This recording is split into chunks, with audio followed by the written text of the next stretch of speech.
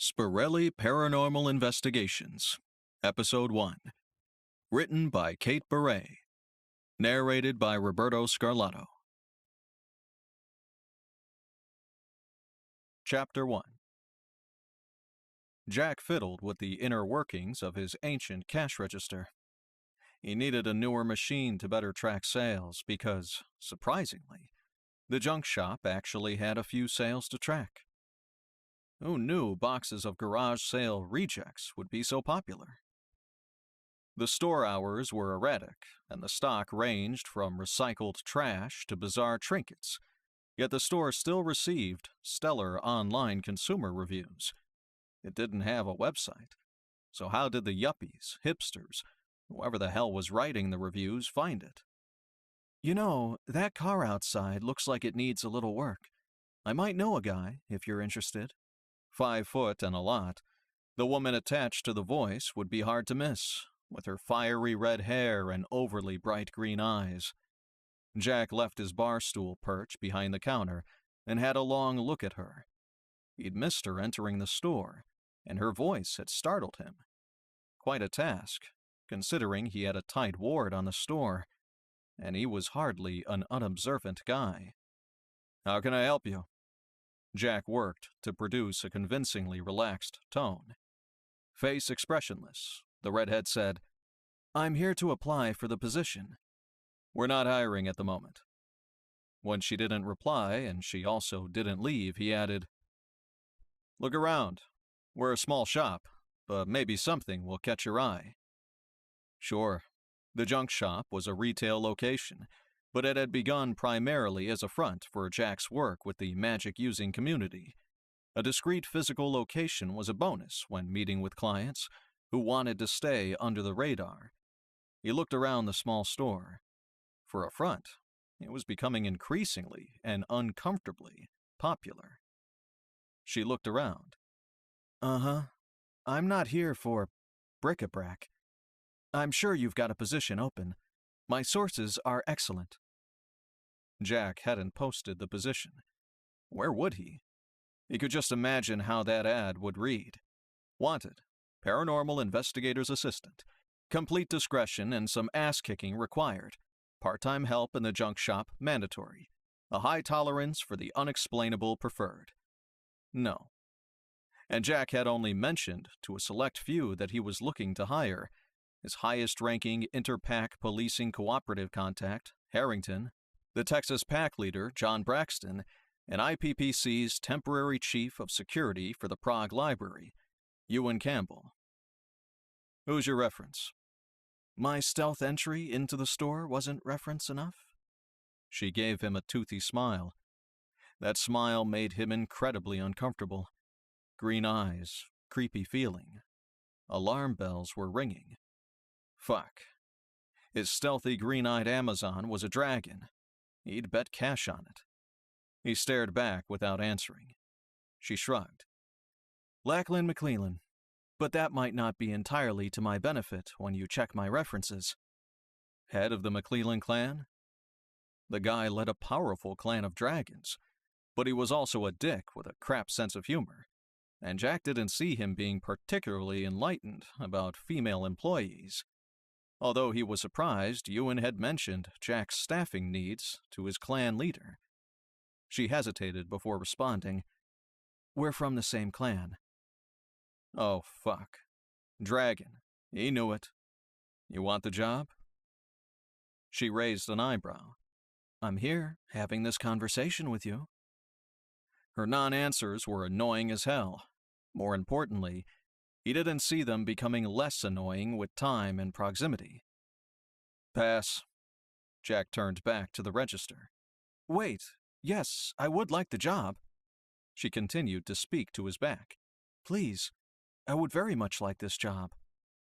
Slowly, Jack turned around. "And tell me why I should hire you. Besides your stealth entry into a warded store, that only tells me you're a thief." A brief flicker of fiery green flashed in her eyes, but quickly dimmed. "I'm unemployed and unable to return to my previous employer, which makes me highly motivated to be successful here. Also, I understand you're looking for muscle. My combat skills are excellent. She blinked. I can demonstrate. She gave him another smile with just a shade too many teeth. No thanks. A dragon kicking my very human ass isn't much of a demonstration. Besides, I'd hate for us to break my bric-a-brac. Jack sat down behind the counter and picked up a pen. Having a dragon would be a huge tactical advantage in most fights, regardless of technical competence. Talk to Lachlan. Whatever else he might say, he'll tell you I'm honest and hardworking. She placed a slight emphasis on honest. She swallowed, the first sign of nervousness she'd displayed since walking into his store. Please. Apparently, he'd hit a nerve when he'd compared her to a thief. A highly motivated, well-connected dragon employee. He'd be an idiot to walk away just because she wasn't exactly right. Especially since he didn't know what exactly right was. What type of person wouldn't drive him nuts with continuous contact? The shelf life of most of his relationships, regardless of the type, was pretty short. What's your name? Marin. She didn't offer her hand. Jack knew the right answer, yet still he hesitated. Damn. He had a job coming up day after tomorrow that could use some dragon muscle. All right, Marin. Come back tomorrow at 10. If your reference comes through, we'll discuss employment terms. He narrowed his eyes. I don't pay well. She ducked her chin once in acknowledgement and headed out the door. This time, Jack saw her pass through the ward, and a shower of green sparks, visible only to him, fell in her wake. He felt a corresponding pinch from the ring he wore on his right hand. No way he'd missed the ward triggering when she'd first entered the store. If this whole thing worked out and she joined Spirelli Paranormal Investigations, that was one of his first questions. Jack picked up his cell and scrolled through his contacts, looking for Ewan's number. Jack was pretty sure Ewan would put him in touch with Lachlan. After a quick mental calculation, adding 7 hours to account for prog time, Jack decided it wasn't too late and dialed Ewan's number. Ewan answered on the first ring. Jack, what's up? Hey, Ewan. Any chance you could put me in touch with Lachlan? I had someone come by the shop asking about that assistant's job. Remember I told you I was looking for someone? Lachlan came up as a reference. Sure. Background noise filtered in. Heads up, you're on speaker. Thanks, man. You might actually know her. She's from your clan. A tall redhead named Marin. The background noise abruptly disappeared. Ewan must have turned the speaker function off and picked up his phone. Yeah. The word came out so short, it almost sounded like a grunt. Something about Marin had drastically changed the tone of their conversation. Jack contemplated for a split second whether to ask. He closed his eyes. Had he lost his mind? After a few seconds of silence, Ewan said, Marin is my daughter. Jack sat on his favorite bar stool, the one positioned in front of the shop's register. Careful to make his tone as neutral as possible, he said, I didn't know that. Clearly. Jack didn't get it. Ewan seemed pissed, but the guy hadn't said a word about not hiring his kid. Since Jack wasn't eager to get singed or mutilated due to an unfortunate miscommunication, clarification was the wisest course.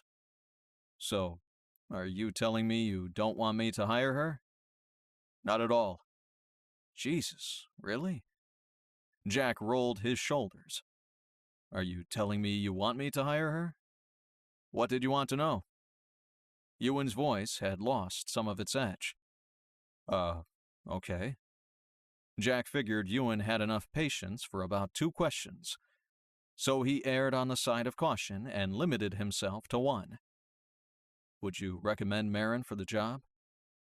Yes. We done? Good enough. Yeah, thanks again. As he pocketed his phone, he caught a flash of movement out of the corner of his eye. Staring at the now empty shop floor, he said, I know you're there, little guy. You better be glad I know what rat poison does. He couldn't commit to chemical warfare, even in the pursuit of pest control. It was a weird quirk. Whatever. People who used rat poison must not know what that shit did to the insides of an animal. He snorted. Or they just didn't like living with rats. Fuzzball, you're damn lucky I don't actually live in this pit. Jack shook his head.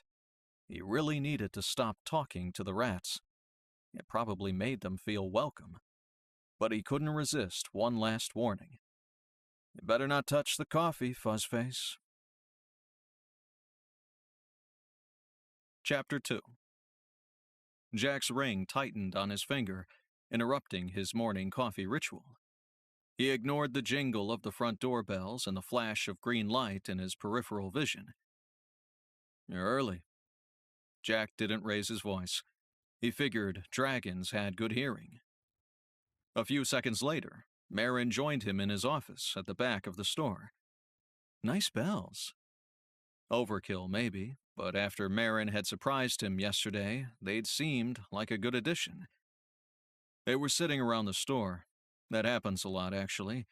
I need something, have a look around, and there it is. Really? She raised an eyebrow and tilted her head. What? It's a junk shop. It's not like I keep great records on my stock. I buy most of this crap by the box. He opened the small fridge under the coffee station and pulled out milk. She sat down in one of his client chairs. And by the way, I'm only 5 minutes early. The front door was locked. Jack tried to be pissed that she'd picked his front door lock, but he couldn't quite work up to it. Marin stared back at him without comment. And I haven't had my coffee. She glanced at the half-empty pot of coffee. I've only had 1 cup of coffee, and quit being such a smartass. When she didn't apologize, as if he thought she would, he asked, Would you like a cup? Yes, thank you. He handed her a cup of black coffee. If she wanted milk or sugar, she was on her own. Once he'd sat down behind his desk, he said, Minimum wage, 40 hours a week, no overtime, no benefits. You work in the shop or on cases, as I decide. Minimum wage? She looked amused, rather than worried. If she wasn't working for the cash, then why? He mentally thumped himself. Didn't matter, and he didn't care. If it became relevant, then he'd worry about it. You came to me, Jack reminded her. Yes. She wrapped her hands around her coffee mug. Closely trimmed nails, no polish. Practical. He waited. He could use her. Needed her, really. But he wasn't about to start this relationship from a position of weakness. Marin gave him an odd look he couldn't interpret, then said, If that was an employment offer, I accept. Jack opened a drawer and pulled out a few forms. He pushed them across the desk and handed her a pen. You're hired. He turned his attention to his computer, trying to figure out the best travel options for the two of them, and whether his travel budget would cover it. When he saw that she hadn't yet picked up the pen, he said, You've got 5 minutes to finish that. One of my gigs just got moved up. Marin perked up, clearly waiting for details. Jack pointed to the paperwork. 5 minutes. Marin grabbed the pen and started writing. 5 minutes later, Jack figured driving was the only option. No problem. He'd just hired a driver. Sort of. And with Marin behind the wheel, he could get in some work. Marin handed her paperwork to Jack. Any chance you have a go-bag? Jack asked. She nodded. With you? Yes. Her eyes widened slightly, the only sign that she was dying of curiosity. She had to be. She was the type. 1 part puzzle geek, 1 part adventurer, and 2 parts control freak. Great, his inner grumpy voice moaned. That meant 4 parts pain in his ass. Stuffing her paperwork in his to-be-filled drawer, Jack said, We're headed to Louisiana. Now? She didn't look ruffled as she asked. Now.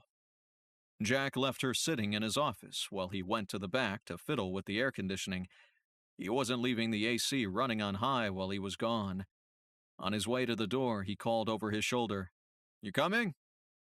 Before he'd flipped the sign to closed, she was standing behind him. Okay, mental note. Dragons are strong and fast. As he locked the shop door, he told her, "We're driving." Marin looked skeptical.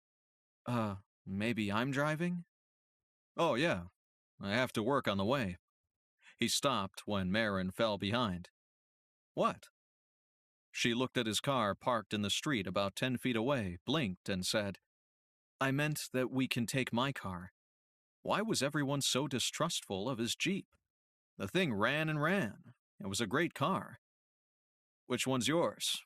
He grinned when she pointed to a Range Rover Sport. "Done. Why am I paying you? Are you sure you don't want to work as an unpaid intern?" "Too late. You already hired me." She raised her eyebrows slightly. "And I'm not intern material." "Whatever you say." Jack retrieved his laptop, go bag, and cell charger from the Jeep, then slammed the door shut. "Spy doesn't pay mileage." "Spy?" "Ah, SPI, Spirelli Paranormal Investigations. Cute." Her voice indicated it was anything but. Marin climbed into the driver's seat. "As for mileage, I figured. But you're definitely paying for gas. You have an address for me?" Her hand hovered over the GPS. "Mearsburg, Louisiana. I'm not sure where we're staying yet."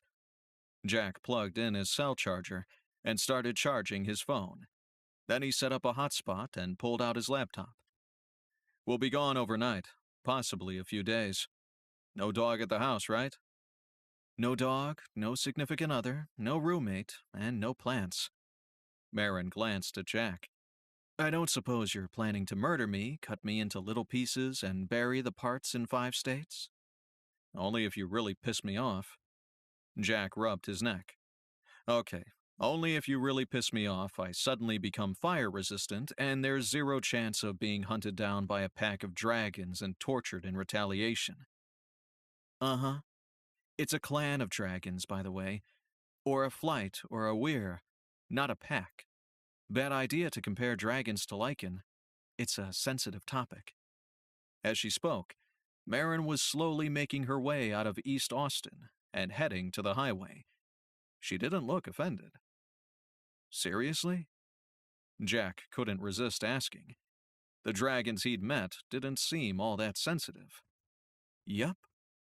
Jack turned his attention back to the case file notes on his laptop. "So, Spy was hired to escort Charlotte Sneed, a Louisiana earth witch, on a shopping expedition in Austin." "Shopping? In Austin?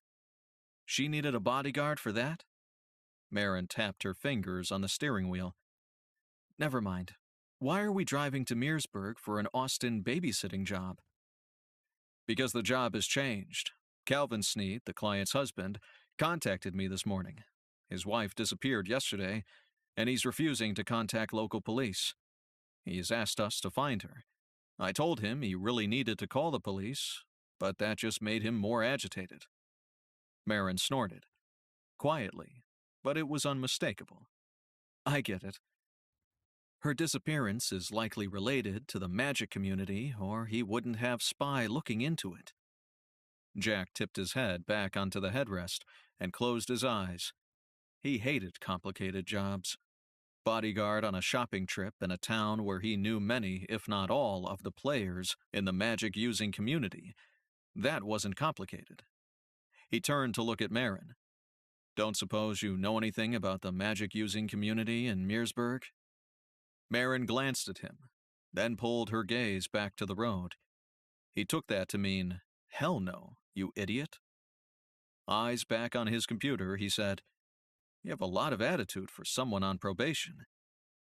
"Or an acceptable amount, considering we're in my car and left Austin city limits at least 10 minutes ago."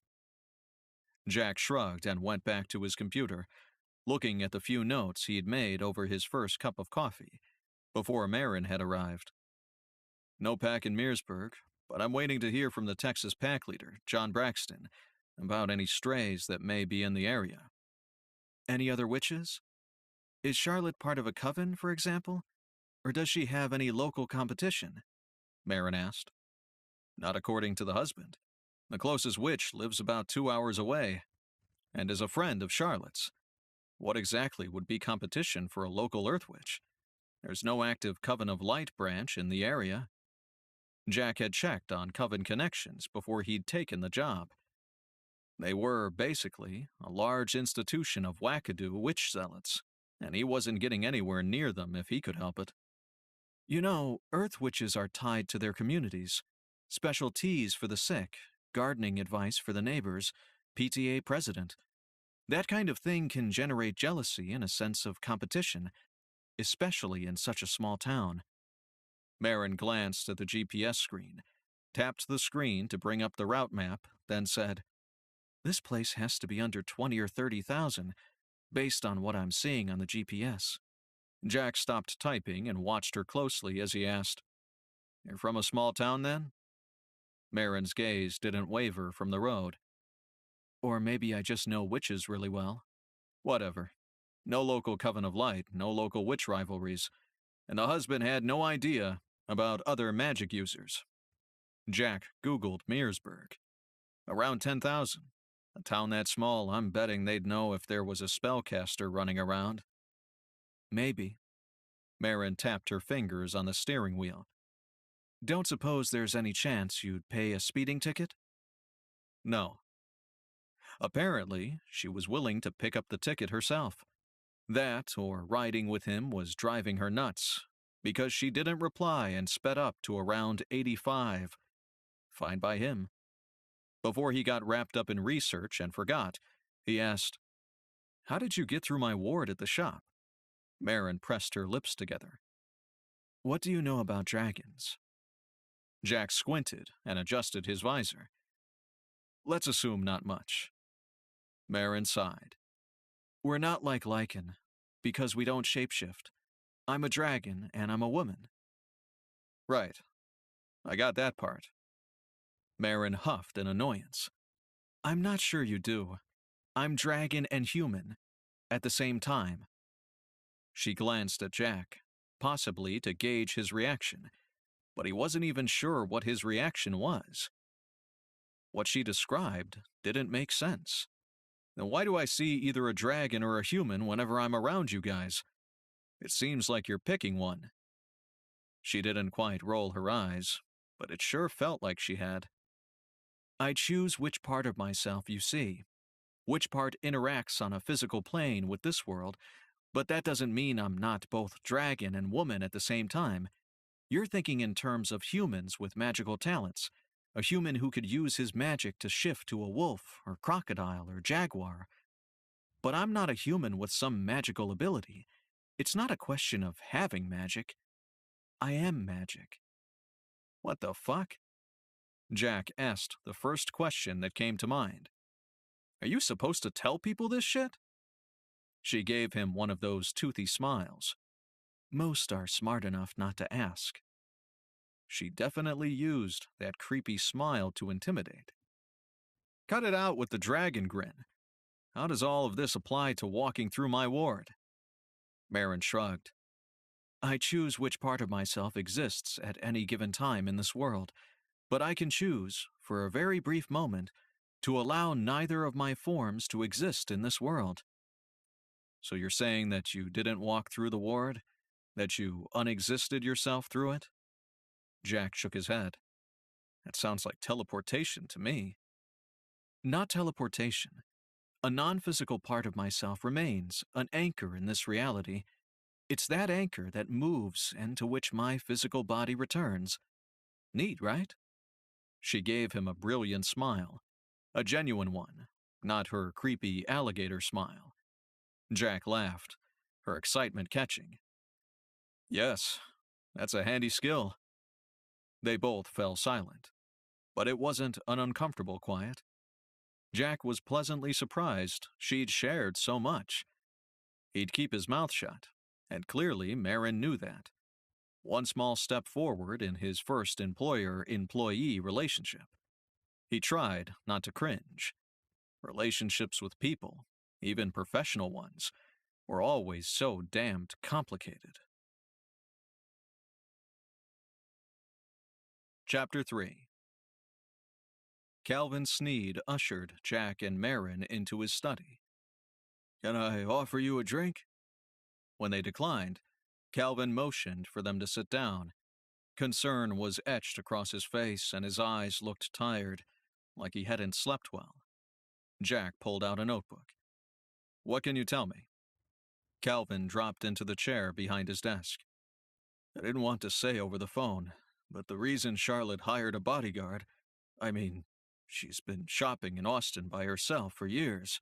She buys, I don't even know what, things she can't get locally. But you don't care about that." He cleared his throat.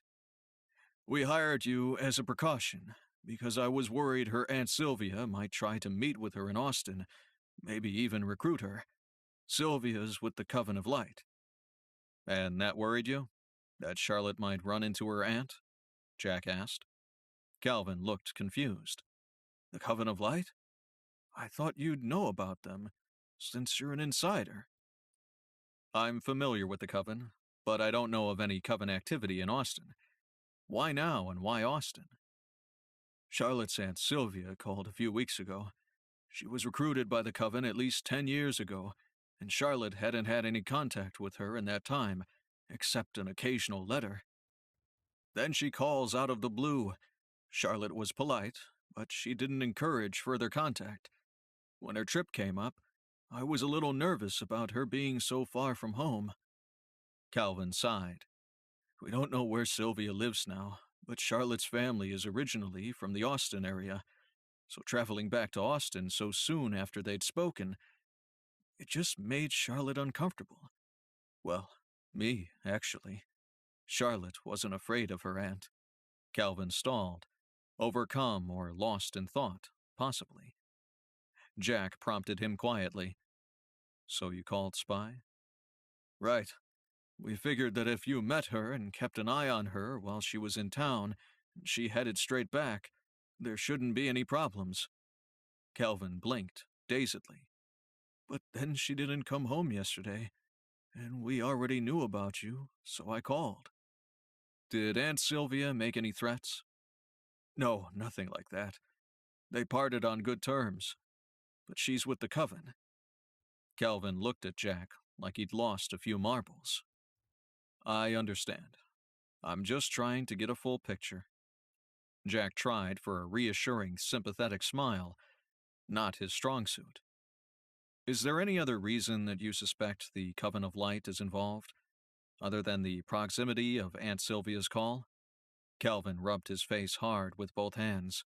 "No, but I don't know what else could have happened. Everyone loves Charlotte. She's a genuinely caring person. She's generous with her time, her enthusiasm for projects. You don't understand. She heads up the annual Plant and Fans for Seniors fundraiser, mentors the junior geologists at the high school." He paused, hesitating, and then continued. "She also does important work for the town. Not a job. Charlotte is a stay-at-home mom, but she's working on a project for Mearsburg." Marin nudged his foot. More discreet than an "I told you so," but equally annoying. Jack ignored his sidekick and focused his attention on Calvin Sneed. "I understand. She has a lot of friends in town and people who look up to her." When Calvin seemed satisfied that they appreciated his wife's popularity and lack of enemies, Jack asked, "What can you tell me about your wife's schedule yesterday?" Calvin looked at him blankly. He closed his eyes briefly, and when he opened them, he looked more purposeful. "Like I told you this morning, I realized she was missing a little before dinner. Yesterday was her night to cook, and we eat around 6:30. My son and Charlotte and I. I called at 6, but she didn't answer." Jack jotted down the beginning of a timeline. "Where was Charlotte planning to be before dinner?" Marin asked the question in a voice Jack hadn't yet heard from her. She sounded compassionate. Looking for plants, herbs, flowers, that kind of thing. Calvin smiled. Hunting. That's what we call it. Our little joke since, unlike most of Mearsburg, we don't hunt. Jack paused, letting Calvin drift back into the here and now at his own speed. Once Calvin made eye contact, he said, "And what about the rest of her day?" Jack jotted down everything Calvin could remember about Charlotte's schedule earlier in the day as he recounted it. When Calvin seemed tapped out on details, Jack asked him, "Do you mind if we have a look around?" "Of course not. Do you want to start with Charlotte's office? Her calendar will be there." Calvin stopped and took a breath. The man looked exhausted. Jack nodded, and Calvin immediately stood up, ushering both his guests out of the study to the back of the house.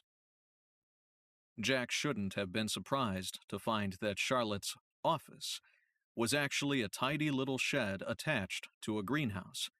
As he and Marin stood inside, he couldn't help but notice the sharp contrasts. A sharp tin shed on the exterior.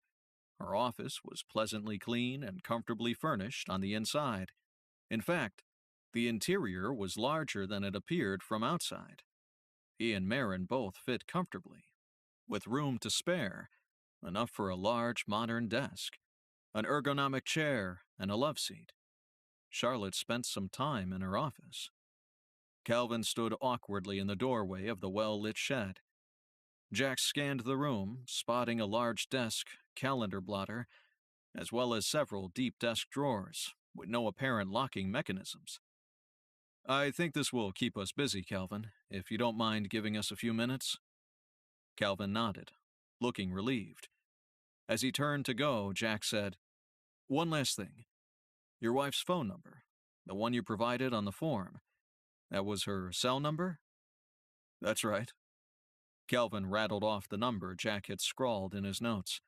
With a pained smile, he backed out of the doorway and closed the door carefully. Immediately, Jack turned to Marin and pulled out his phone. "Have a look at her calendar."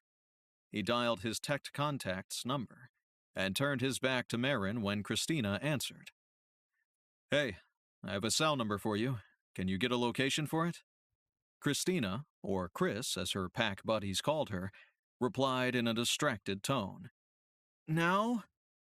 The sound of an insistent toddler echoed in the background, but was quickly drowned out by a little girl's screech.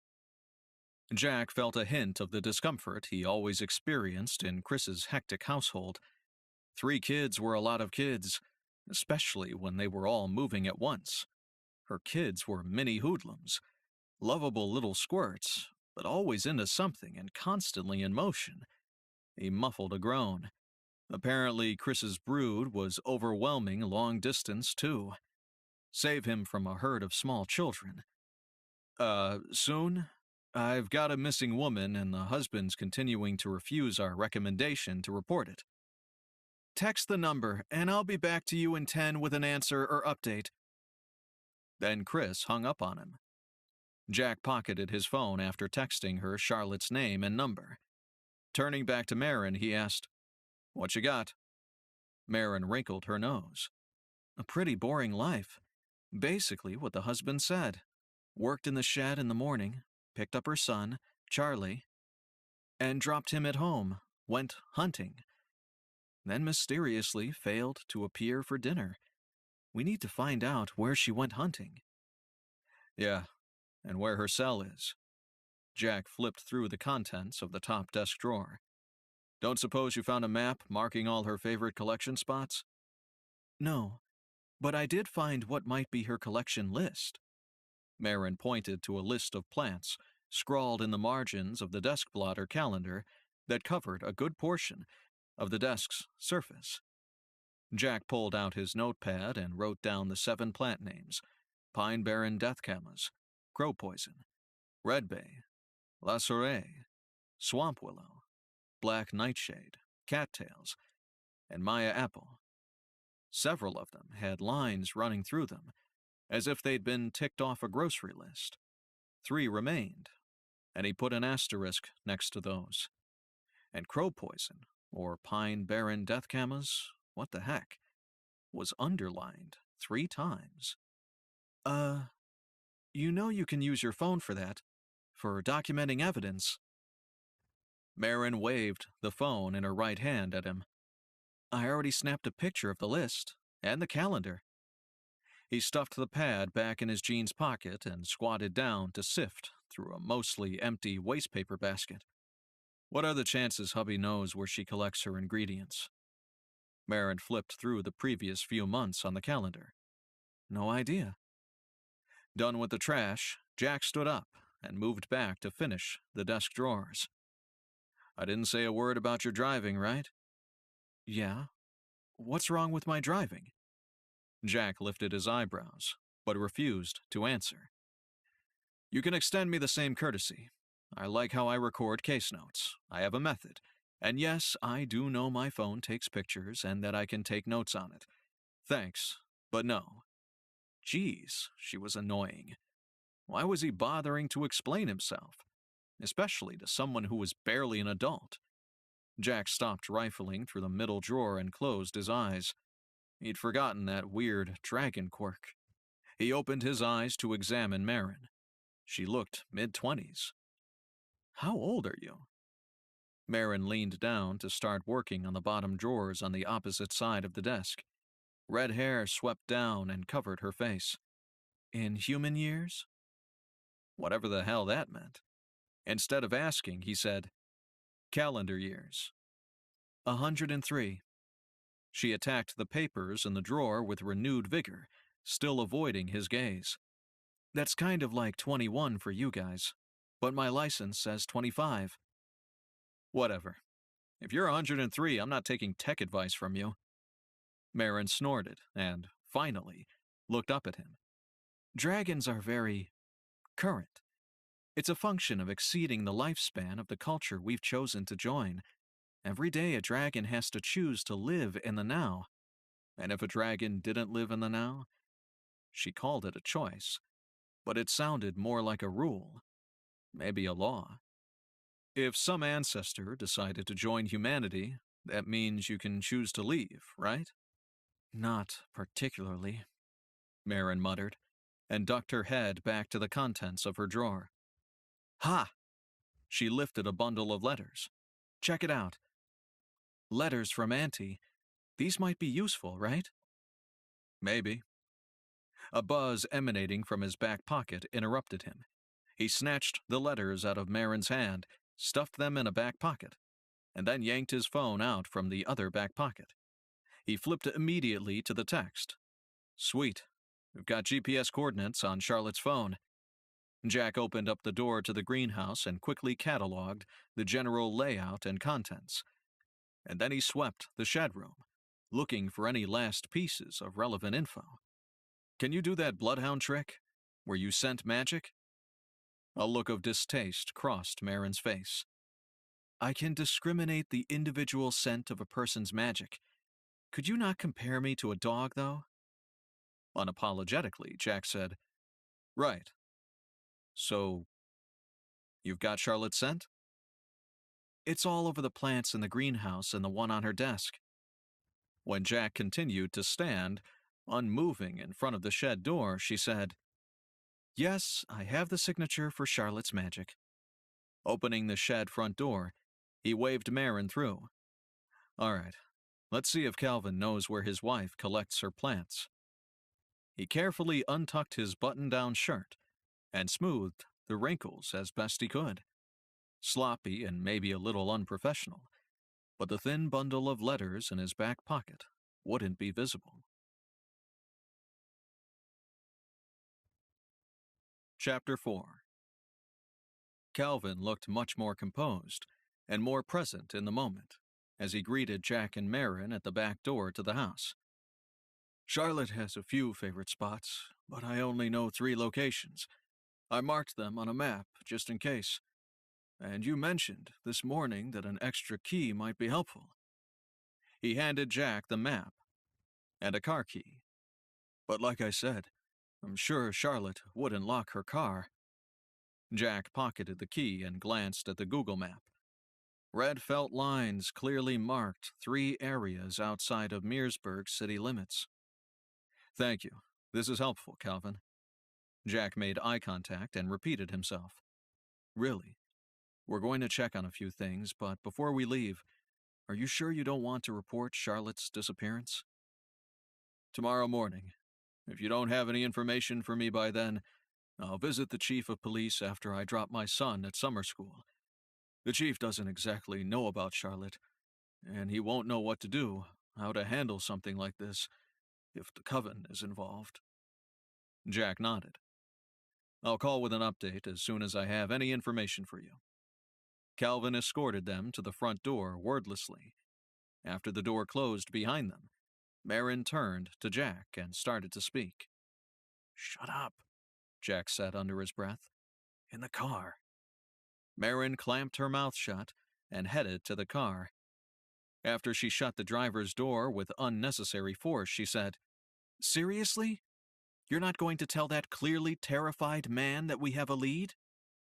Jack ignored her, intent on retrieving his laptop and pulling up Google Maps. If he could plot the phone location, he'd know if it fell in one of the 3 areas provided by Calvin. Finally, the map he needed downloaded. Can you at least tell me where we're going? Jack stared at the screen on his laptop. No, shut up. I'm working. Marin smacked the steering wheel. You're a Ditched! Jack located the cell GPS coordinates on the map. He did some rapid topography comparisons. Bingo. On the far southern edge of one of the areas. North. Drive north. If he bothered to listen, Jack was sure he'd hear the grinding of Marin's teeth. You didn't seem this moody in your interview. You weren't quite this much of an ass. Her nose twitched. And I wanted the job. He quickly flipped through the recent texts, but nothing jumped out and grabbed him. Phone calls were the same. All came from saved contacts, and most were from her son and husband. He climbed out of the Volvo to find a pissed-off dragon waiting. What kind of earth witch doesn't do some kind of magic out in the middle of all this vegetation? Marin swatted at a mosquito, then turned to Jack. Do you have any bug spray? Jack tried to hide a smile, then decided he didn't care and grinned. City dragon, huh? Sure, if that gets me some mosquito dope. She scratched at her neck. I've got nothing in this area. That sucks, since it's still light for at least a few hours. Don't suppose you can do a flyover of the area in full light? I can, actually. Seriously, where's the bug spray? Jack rifled through his go bag and pulled out the Ziploc that contained his outdoor stash. As she picked through the rub-on repellent, sunblock, and high DEET content bug spray, Marin looked like she'd hit gold. Thank God. She slathered her neck with the ointment. Bugs love me. Jack shook his head. Don't you heal fast? Sure, but bug bites itch, and the buzzing, ugh. She generously doused herself, and only after she was thoroughly covered did she answer his earlier question. I have some ability to camouflage. If you're looking for me, it doesn't work, but out here, I don't see why not. Jack searched through what little he knew about dragons, and he definitely couldn't remember anything about camo. Marin sighed. We're just like you guys. We don't all have the same talents. My nose for magical signatures isn't great, so I have to be pretty close. But it's easier for me to get closer since I have some chameleon talent. Jack blinked at the bright blue summer sky and puffy white clouds. Chameleon? As in sky blue dragon? Jesus, Jack. This is why we don't talk about this shit. For all you know, my dragon form is baby blue. Jack turned to Marin's car and plugged in Charlotte's cell. Okay, whatever. He hated to be caught in what might be perceived as juvenile curiosity. But seriously, baby blue dragons? He turned back just in time to catch his bag. So I can carry a cell but can't use it without landing. You'll have to keep an eye on me for a general direction of travel, and I'll call in what I find after I land. And you'll have to attach the phone to my dragon self. If I carry it in my jeans pocket, it won't work until I land. My phone and clothes stay with my human form. Jack blinked. Weird. But that was his superpower. He seemed to have an infinite capacity to accept the weird, the wondrous, and the unbelievable. Okay, where's the best place? I've only ever seen one of you guys, and that wasn't exactly up close and personal. Forearm, probably. Marin gave him a probing look.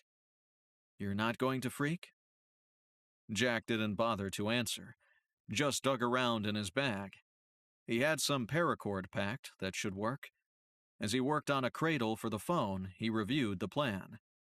You change, I attach the phone. You follow a search grid to cover the wooded areas north and east of here. Marin nodded. Got it. The entire area has to be less than 100 acres. It won't take me long. Holding up Marin's phone, now cradled in paracord, Jack said, Land and send me your search info, including your landing point, if you see anything. Then call in and I'll meet you. All right already. Let's get going. You know, something out there might have harmed Charlotte. Jack paused, waiting for some kind of reaction from Marin. Nothing. He tried his damnedest not to roll his eyes. I'm saying be careful. I get it. I'll be fine. Marin stepped away from the car, and then she was gone. She was every color and none, or rather, the dragon resting on its haunches about 10 feet away was. Every hue of the rainbow seemed to glint off a silvery backdrop, then fade into a shimmer of nothing. Giant wings flexed, and Jack could see her outline. Not clearly, but the shape and the impression of movement were there. I'm more clearly visible in motion. Jack clutched his head. The voice, Marin's voice, screamed. Stabbing pain pulsed through his brain. Several seconds later, he blew out a harsh breath. It took him another few seconds before he could speak. Ow! The iridescent dragon shimmered into view, again fully visible. Her long, sinuous neck flexed, displaying a rainbow of colors. It took Jack a moment to realize she was ducking her head. Don't tell me. That was an accident. Reptilian eyes blinked and a bony head dipped in a nod. Jack closed his eyes and pinched the bridge of his nose. When he looked up again, Marin was smiling, probably. Any chance you can try for a whisper? Another nod. And maybe not smile. All those teeth are distracting. Dragon teeth immediately disappeared. Better? The voice in his head was thin, reedy. Yeah, feel free to knock it up a half notch. Not one of your better talents, is it? The dragon mind meld, or whatever you call it. Giant reptilian eyes narrowed to slits. Mind speech. And I don't suck. You're my first human. And that's finally just right, Goldilocks. Jack lifted up the cell phone. Am I okay to attach this? Dragon Marin lifted her left foreleg and tapped the ground.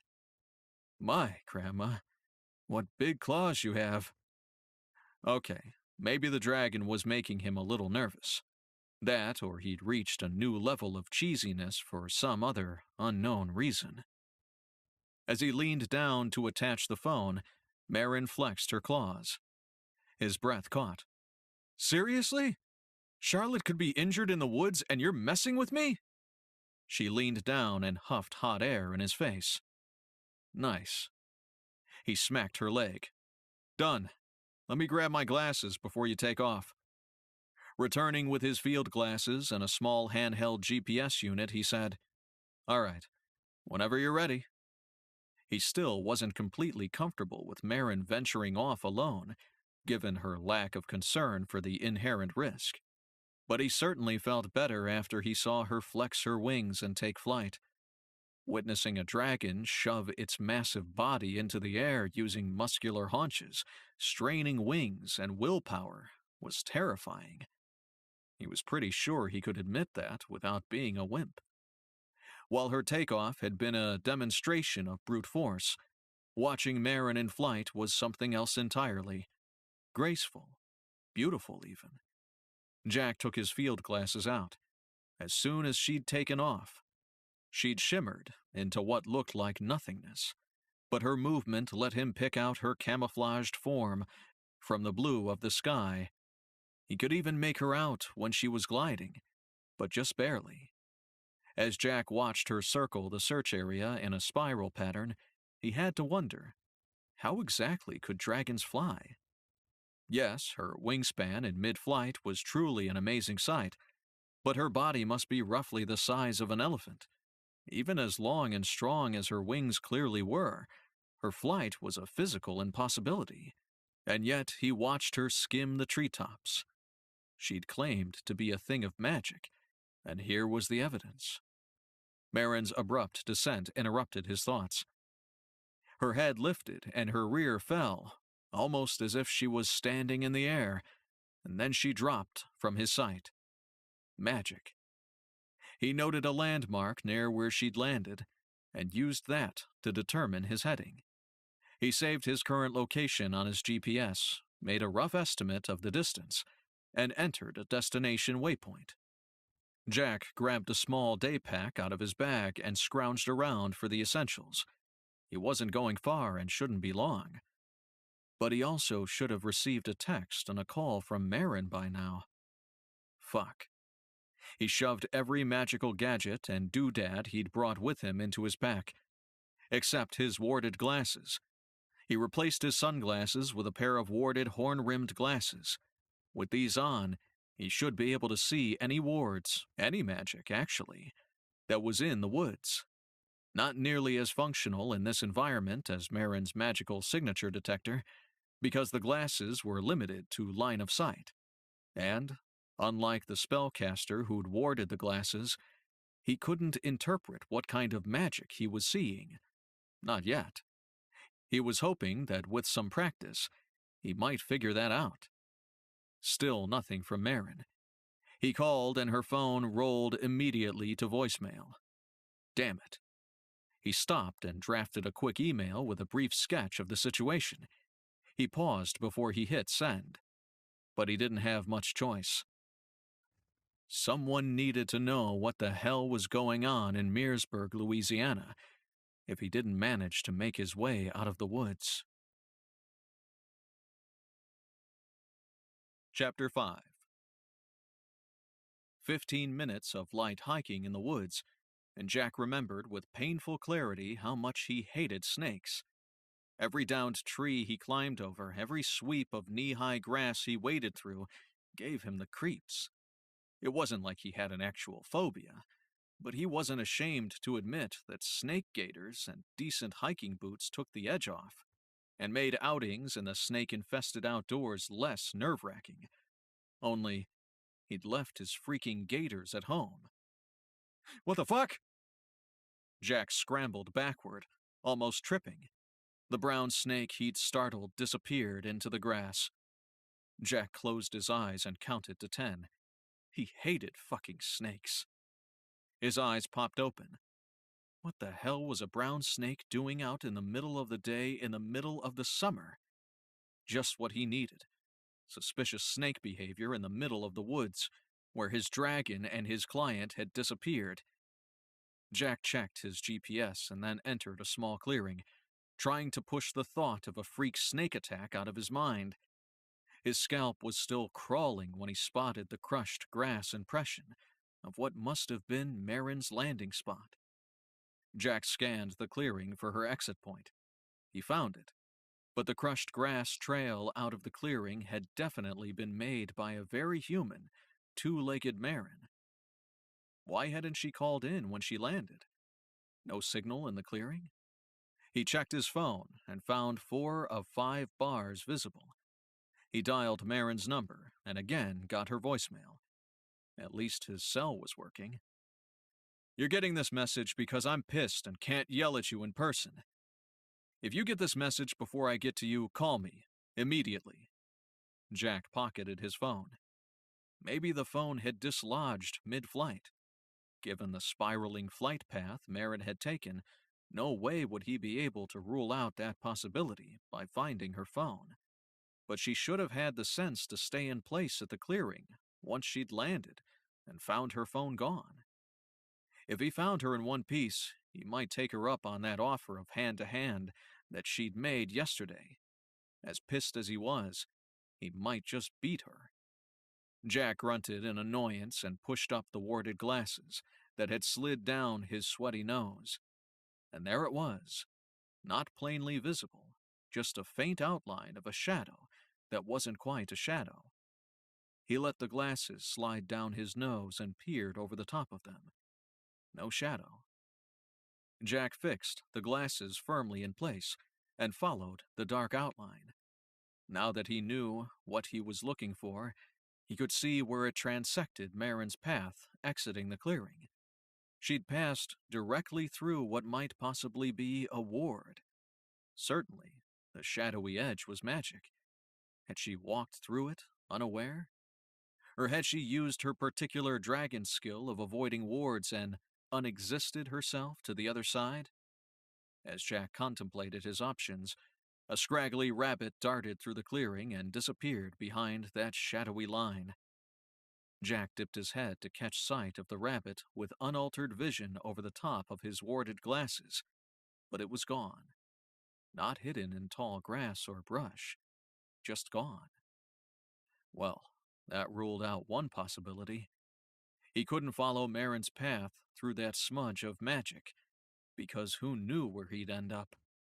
Or what happened to whoever, crossed that line. How the hell had his ward-hopping dragon not seen it?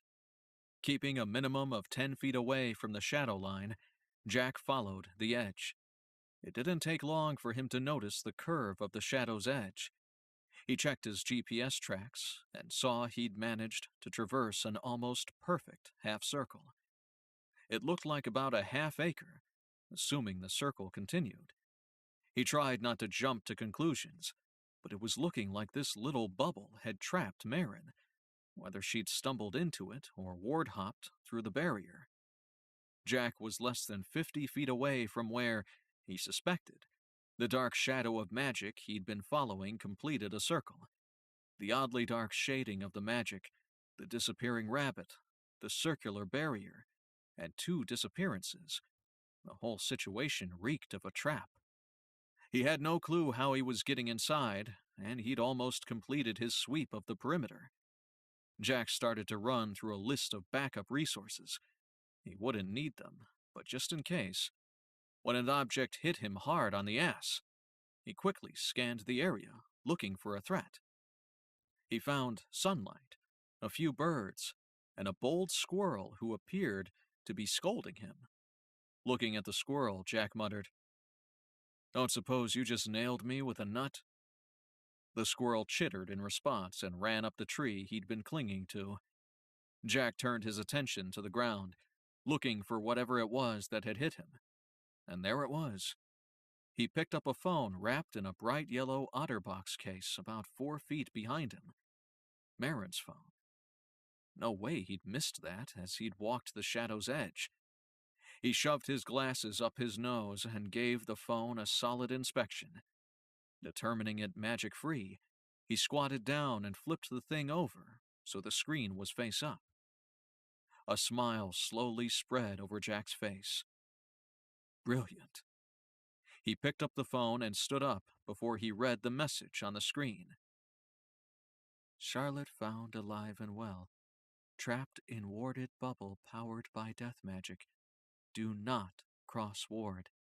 Can see and hear you. Need water. Have shelter. No clue how to leave. C and I may be not alone in bubble.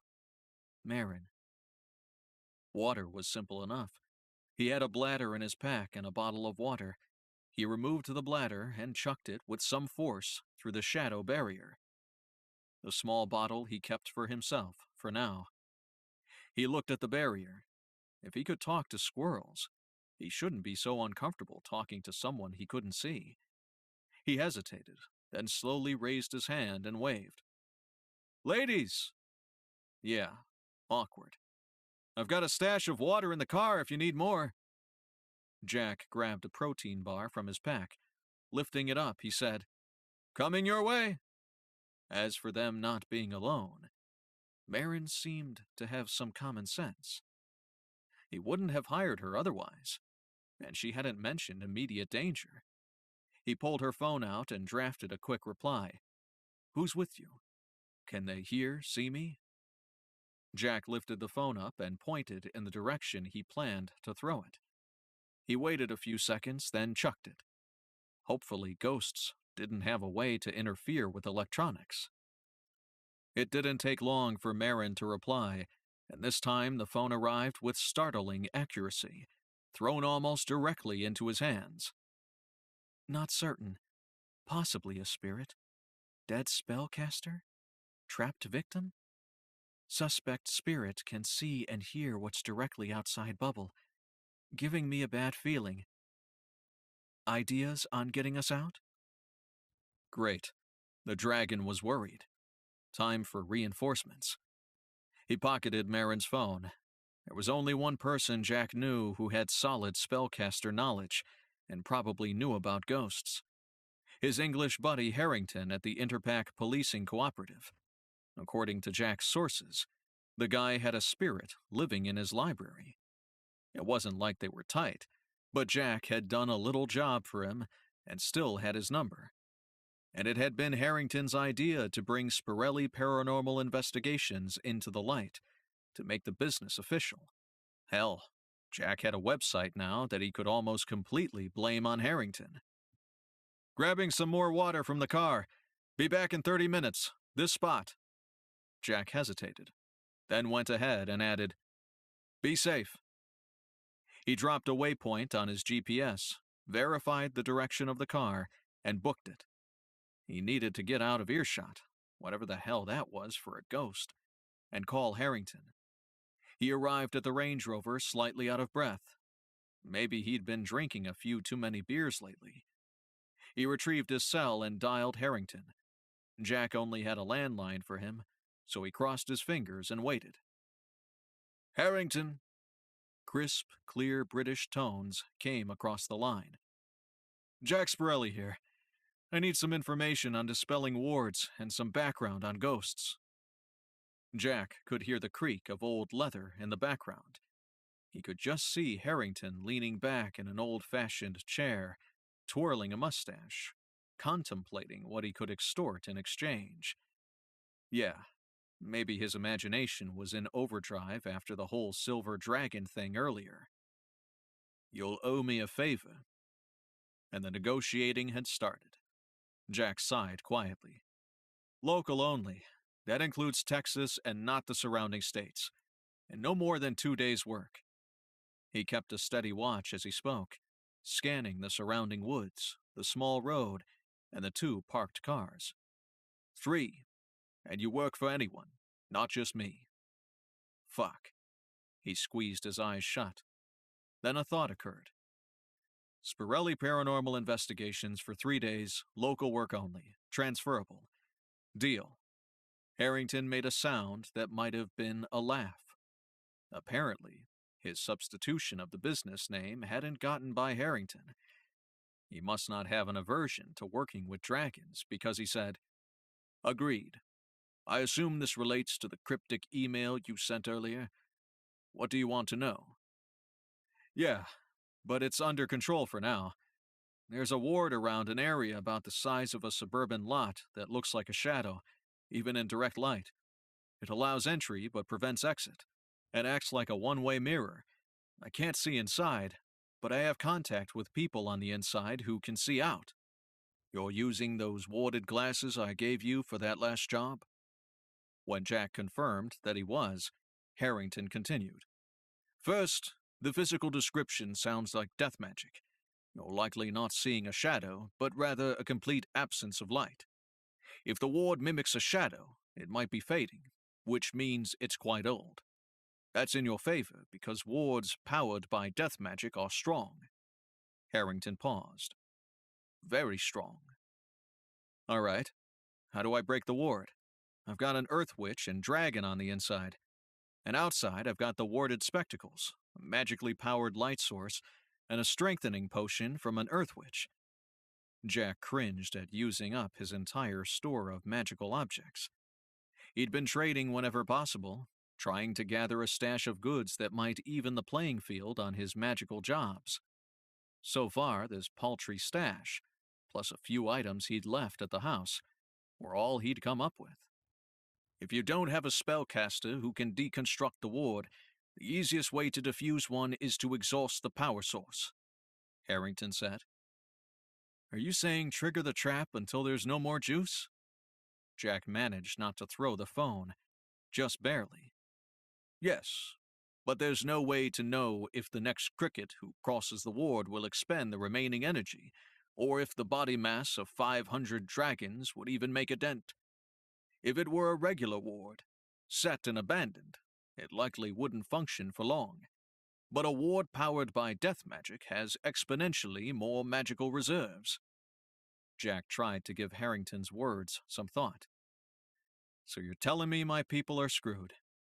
Without a spellcaster? Yes, that's likely. Harrington's tone divulged no overt concern for the players in Jack's little drama. But a talented spellcaster, someone like Lizzie Smith. Or you. Jack cringed to think what kind of trade he'd have to negotiate to get Harrington to Louisiana. True, I could likely deconstruct it with a little time. Harrington paused, the absence of an offer temporarily stalling the conversation. Your dragon, Marin? She's already tried to evade the ward? I'm assuming the ward-hopping thing didn't work, or she'd have done it. And even if she could, that would leave our Earth Witch still stuck in the trap, possibly with a ghost. Possibly? Jack started stuffing water bottles into his pack. He was running low on time if he was going to return within 30 minutes, and he had another call to make. Yeah, Marin's not sure, but she thinks there's a ghost in there with them. Is it possible a ghost could be trapped inside the ward? It depends on how the ward is structured, but if your dragon thinks there's a ghost, then there's a ghost. Marin's young, but dragons generally have impeccable magic detection ability. Unless there was a death magic ward in play, apparently. Jack pulled his phone away to check the time. He needed to leave in the next 5 minutes. No other thoughts on breaking this ward down? Get a spellcaster. Again, Harrington refrained from offering his own services. Jack scowled. He definitely planned to pawn off his favor in trade on Marin. He swung his pack on his back. What can you tell me about ghosts? They have limited interaction with the physical world. There exists an assumption that ghosts are tied to their physical remains or the geographic location where the physical body died if there are no remains, which limits their movement through space. I'm unaware of a reliable method of dispersing a ghost's energy. Harrington paused. Theoretically, if a method was created to disperse the energy of a ghost, there would be ethical questions. Is dispersal of ghost energy akin to the death of physical body? Or perhaps not, since the physical body has already died. Perhaps it's a death of the soul. Who was he talking to? Harrington, waxing philosophical, was simply bizarre. Jack interrupted him before he went too far afield. So, what about magic? Can a ghost utilize magic? There's a decent chance that the ghost inside the ward is the spellcaster who laid the trap. Or the victim the spellcaster used to power the ward. A more likely scenario for the creation of a ghost. Jack started heading back to the meeting point, but he kept to a leisurely pace. Sure, he could also be a hiker who was trapped and died. Regardless, do we need to be worried about a magic-wielding ghost? No guarantees, but I'd say no. Manipulation of items in the physical world? Yes. Using the ghost's own magic? I don't think so. Background noise filtered through the phone. Then Harrington added, Call a spellcaster. Get the ward diffused. And he hung up. Jack would love to flip the guy the bird. Wasn't this exactly what IPPC was for?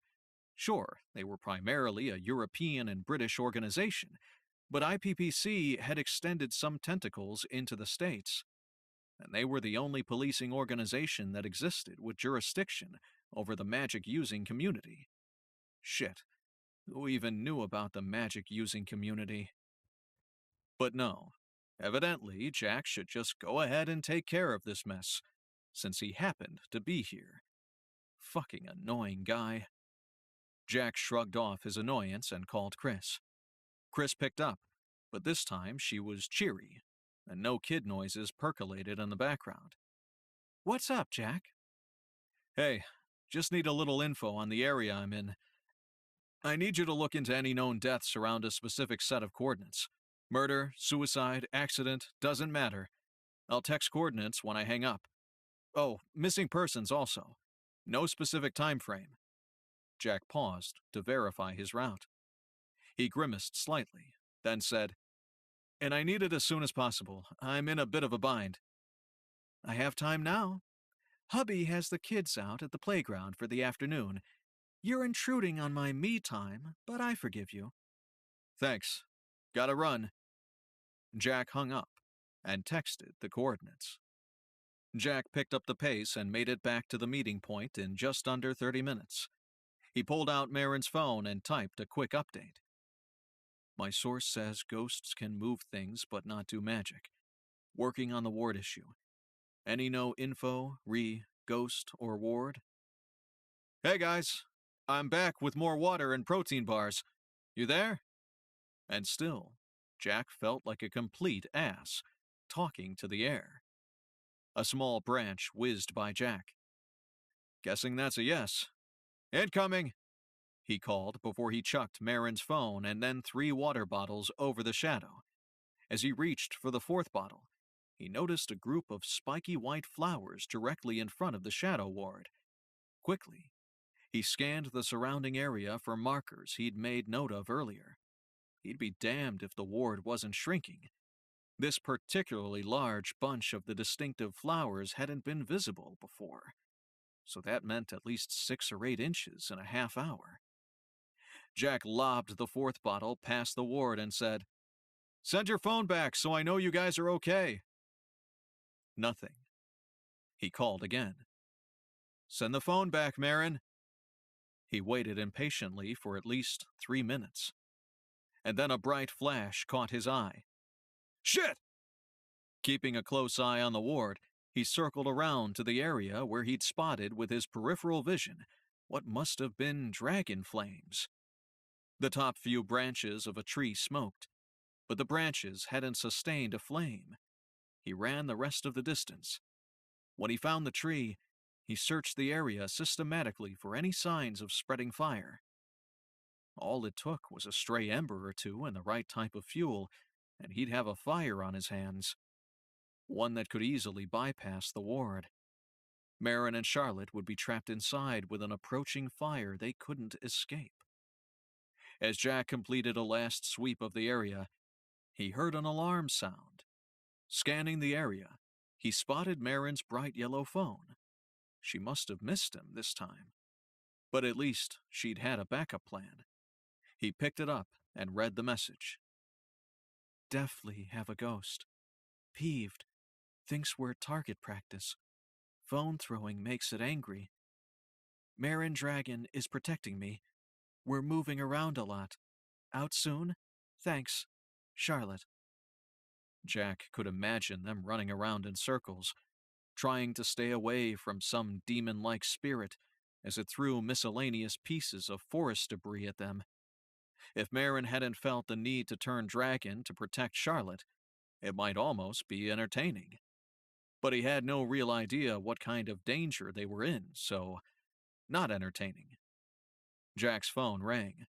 The sound was unexpected and jarring in the silence of the woods. He pulled it out of his pocket. Hey, Chris, that was fast. It's been like 20 minutes. I thought you were in a rush. Chris huffed out a put-upon sigh. Listen, there's not much. A few missing persons, all eventually found. Not a lot of serious crime in Meersburg over the last half-century, and no notable deaths. But, and this is good, there's a local legend about a witch living in the woods. It dates back to the turn of the century. I found it in a search of the parish history. What do you think? I think spellcaster or witch, it's the same difference to the non-magical townspeople of turn-of-the-century Meersburg. Jack saw another flash or orangey-yellow flame, this time angled much higher and clearing any trees. What the hell was going on in there? So, what's the story? My timeline's getting a little tight over here. It looks like an affluent local woman married a philandering ne'er-do-well.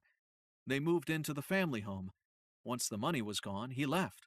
She lived in her family's cottage waiting for him to return, even after everyone saw he wasn't coming back. And her family had died. I'm paraphrasing, but that's the gist. I sent you the article. The locals thought she was odd. Eventually, the townspeople started calling her a witch. Huh. Where's the magic? Why do they call her a witch? Jack scanned the treetops, trying to catch any other flashes of flame in the sky.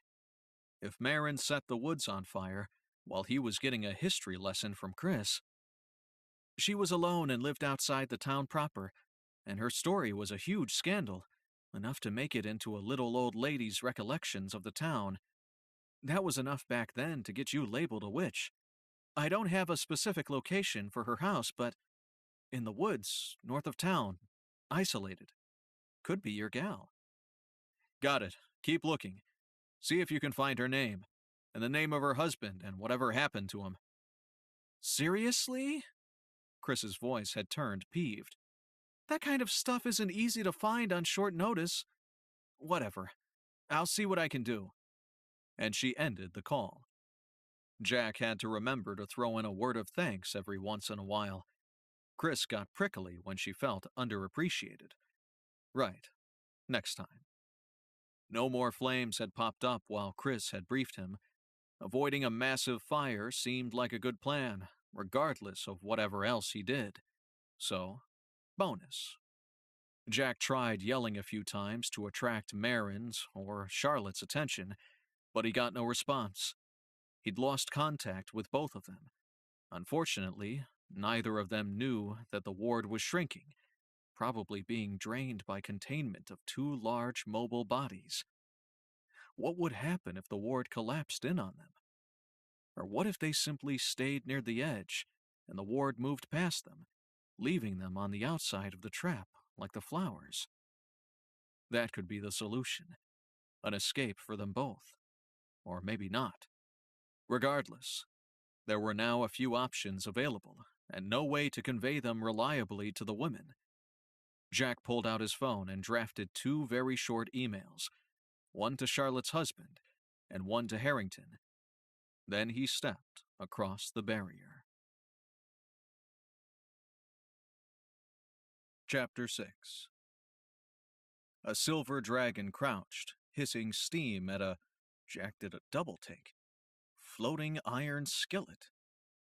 Marin swatted massive claws at the skillet and knocked it to the ground. After the odd weapon fell with a solid thud, Jack saw that small wounds sprinkled her body. Each wound oozed blood, and that was when he realized Marin's scales had flexed and turned with her body as she'd taken off in flight. They hadn't been the rigid, overlapping scales he remembered from the only other encounter he'd had with a dragon. Jack mentally thumped himself and then jogged toward Marin, keeping half his attention on the prone frying pan. As he approached, something slammed into his side. He stumbled, choking, coughing.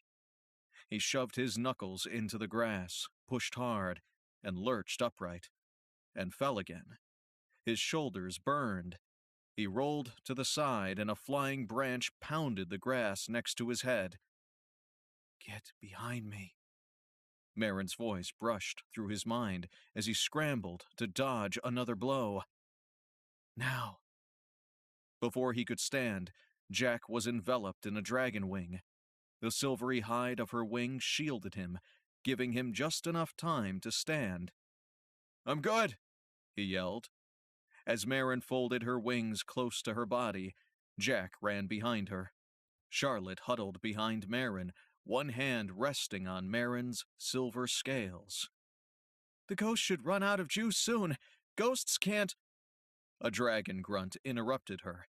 Jack scanned the area for an improvised weapon, then realized, "Shit, we can't hurt it." "No." Charlotte's brow furrowed, and she gave Jack a dark look. "If the dragon, Marin, weren't still immature, her scales wouldn't be so soft." "Hey, I can hear you guys." "I didn't send her here to be a pincushion, and she sure as hell wasn't supposed to end up trapped." Jack was interrupted as Marin shifted, maneuvering quickly to the right. Following her as she moved, Jack asked, "Why exactly are we using a soft-scaled dragon as a shield?" He'd just spotted a tumble-down cabin not far away. "Better than having your tender human skin pummeled, and I heal faster. But this shit is getting old.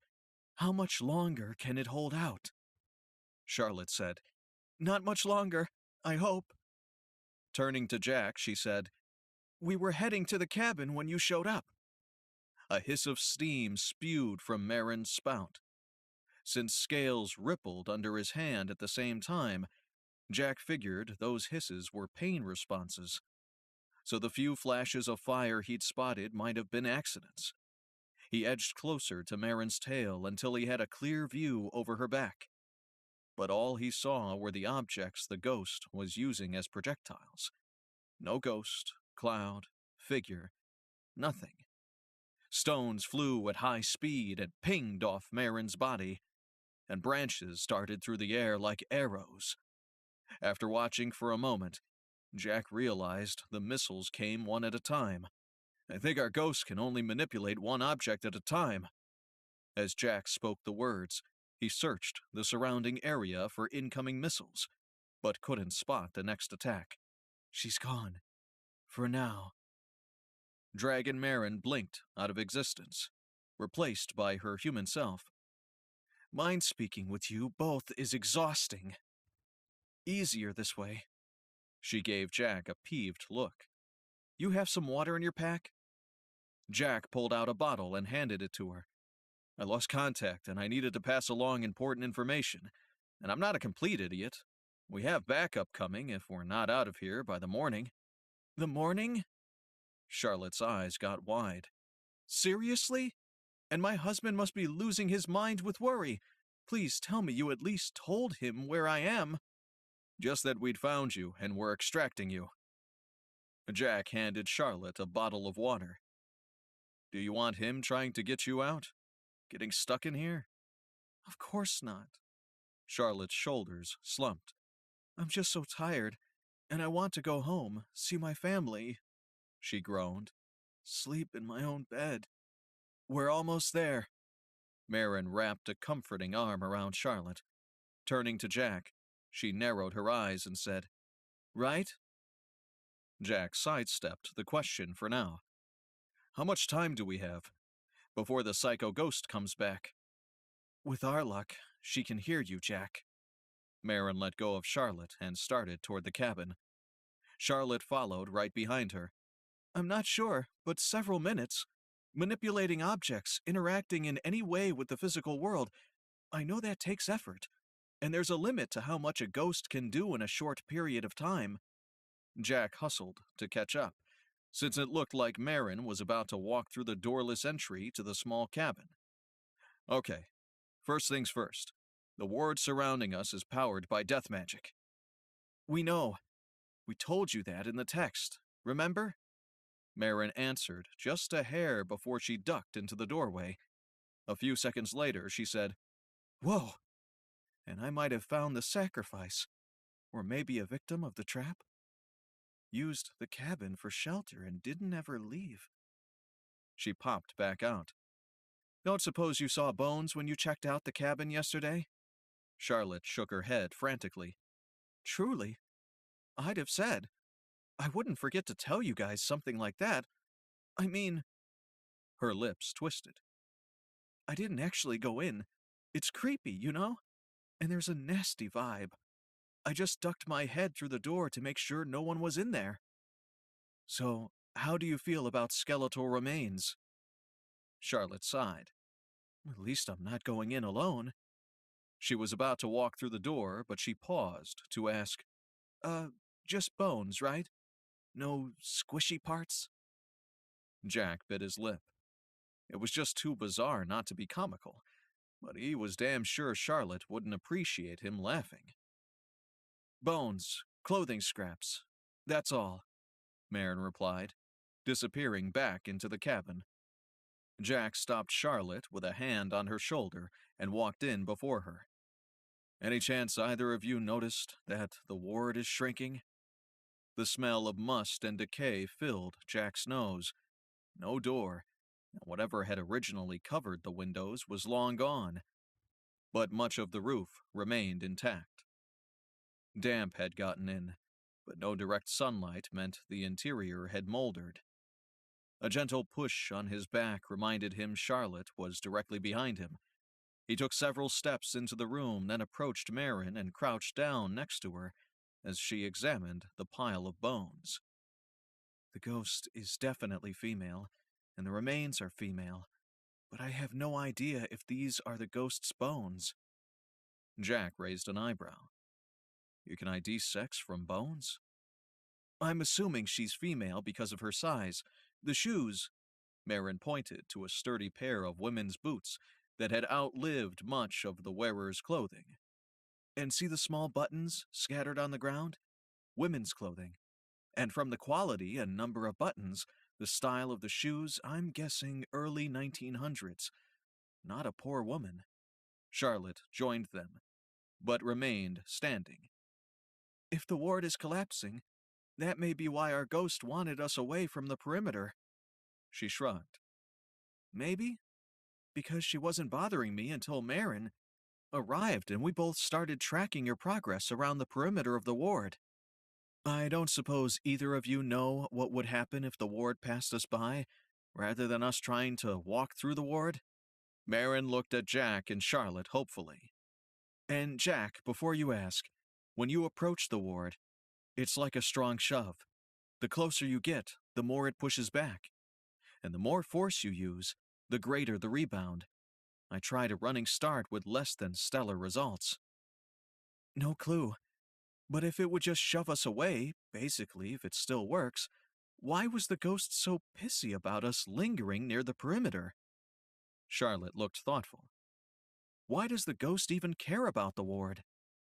I've got some local history for you that might help with that. Jack repeated what Chris had told him. Local affluent woman, abandoned by her scumbag husband, isolating herself after her parents passed, labeled a witch by the locals. We do have local lore about a witch in the area, but I can tell you with complete certainty, there are no local witches in this area, and haven't been for a very long time. Charlotte smiled. I checked before we moved here, but you're thinking the story is about a spellcaster? If it is, I'm betting this is her. Jack motioned to the small pile of bones and shoes on the ground. Marin shook her head. But being labeled a witch has nothing to do with magic. She acted oddly, was a woman, and lived alone.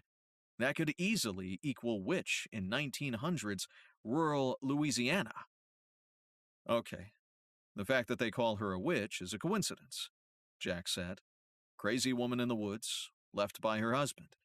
If she's a spellcaster, she kills herself, and as her last dying act sets this ward. Crazier things have happened. Marin shook her head. We're making a lot of assumptions, the greatest being that the bones belong to the ghost, and the ghost is our spellcaster. We have no real proof of that. And if we did, what good does that do us? Jack smiled. I do know that the place of death or the physical remains tie a ghost to a location.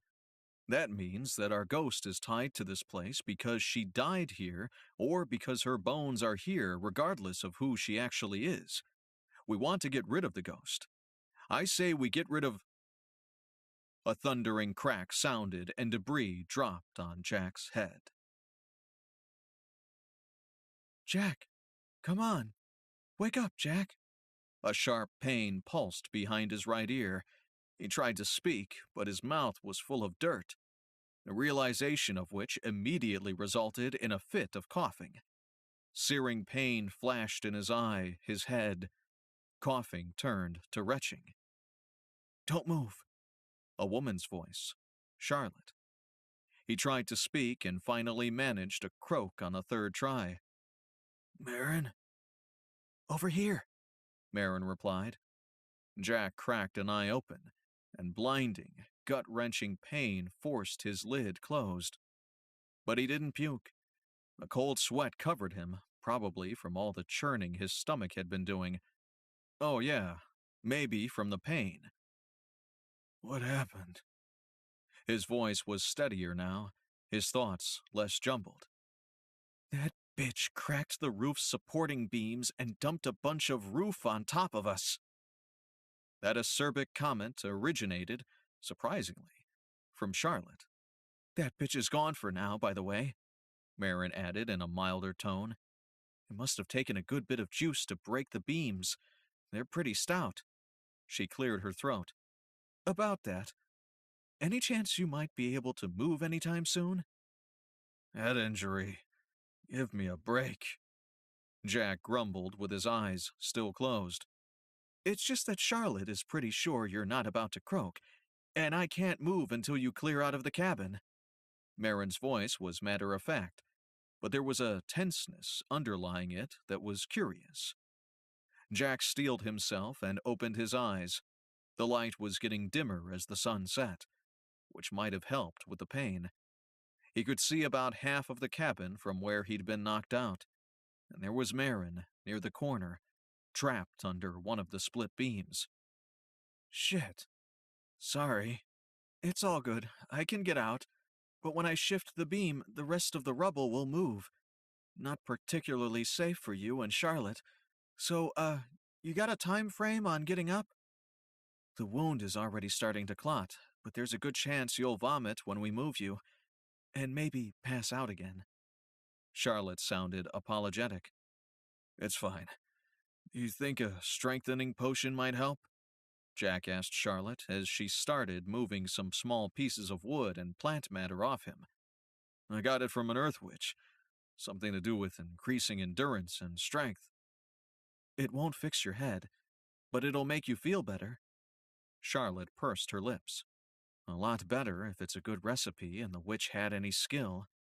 She muttered something about potions under her breath, and then asked Jack, In your backpack? Yeah, it's in the blue platypus, the reusable plastic water bottle thing. I only brought a liter. Is that enough? Jack asked quietly. He'd closed his eyes again. It was just easier, and puking sucked. More than enough if it's done right. Charlotte dug through his pack and then crowed with delight. Oh, yes! This is Marceline's work. You couldn't ask for better quality. Jack managed to prop himself up on an elbow without ralphing. Charlotte handed him the potion and told him to drink about a third of it. No need to waste it, and more won't make a difference for at least a day. Got it. The first sip made Jack's stomach turn, but the second settled it. By the time he finished a third of the bladder, standing up seemed like a reasonable option. Any chance this works on dragons? Maybe you guys can split the rest? Charlotte removed the cap and downed her portion.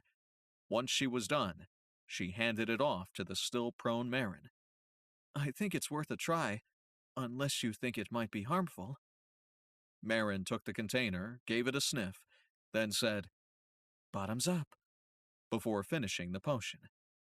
Now get your ass out of here before our friendly neighborhood ghost returns and decides to do something worse. Jack was already struggling to his feet. If there's any chance, can you try to grab... Yeah, but the walls have ears, and all that. With a little support from Charlotte, Jack made it out of the cabin in good time. By the time they'd exited, his headache had dulled to a tolerable throb. The sun had fallen below the treetops, making it less startlingly bright, which also helped. He and Charlotte shared a look, then turned to stand back to back, on the lookout for the return of the angry spirit. A loud crash made both of them jump, but Charlotte stopped Jack when he would have returned to the cabin. Her dragon could shift the debris more easily, so she was going to push her way out in dragon form. Ah, that conversation happened when I was passed out, I'm guessing. Marin emerged from the doorway just as human as they'd left her, and in her hand she clutched a pelvic girdle, 2 long bones, and a skull. I'll scout for the edge of the ward. Jack took off at a jog in the opposite direction of the cars. The last thing they needed was that crazy thing blocking their escape route. When he reached the area he estimated to be near the ward's edge, he pulled out his glasses, surprisingly only slightly bent, but otherwise intact. He searched for the edge and found nothing. Maybe the darkening sky made the edge more difficult to see? He thought about using his special flashlight, but opted against it, since both it and the ward were magic and he had no clue how they'd both appear together through his warded specs. He lifted his gaze and looked further into the distance, and he saw it, a retreating shadow. It was moving at a good clip. He turned back to Marin and Charlotte, who'd been following behind him. He raised his hand, hoping they'd get the idea. Marin stopped, shooting him an odd look. He turned back, and this time he found the ward's perimeter more quickly, the now stationary ward. When they'd stopped moving, the ward had also stopped. He sprinted back to Marin and Charlotte and relayed his conclusion as fast as he could get the words out. The ward's not tied to a physical perimeter. It's the bones. It's tied to the bones. That's why the ward was shrinking as its magic drained, as we threw objects through it and pushed against the edge of it. If it was tied to a boundary, it would have just faded away in place. But since it radiates outward from the bones... Jack stopped and caught his breath. His sprint through the woods had aggravated his head injury, even with his super potion, and he was close to puking. Throw the fucking bones, as far as you can. All of them at once. He yanked his pack off and dumped the contents. Shit, the ghost is coming. I can feel her, Marin said, but she hesitated. When the ward passes by us? No idea. Do it. Jack didn't want to spend the next 12 hours beating back a psycho ghost with an irrational grudge. He handed her the pack. Do it. Charlotte swallowed. Do it. Marin stuffed the bones in the pack, and the wind began to gust madly. She hefted the pack and threw it like her life depended on it. A horrible rush of energy gathered, loomed. Jack yelled, Ward hop! In an instant, Marin was a dragon and had wrapped her wings around Charlotte and Jack. Chapter 7. Jack felt cold. No, nothing. A cold nothingness. His limbs were gone. Only his core existed, and only in a floating space, as if gravity had faded slowly away. Then his body collapsed in on itself, and every particle of his being screamed. He screamed. But there was no sound. There was silence. And again there was a nothingness, a weightlessness to his body. For seconds, minutes, forever.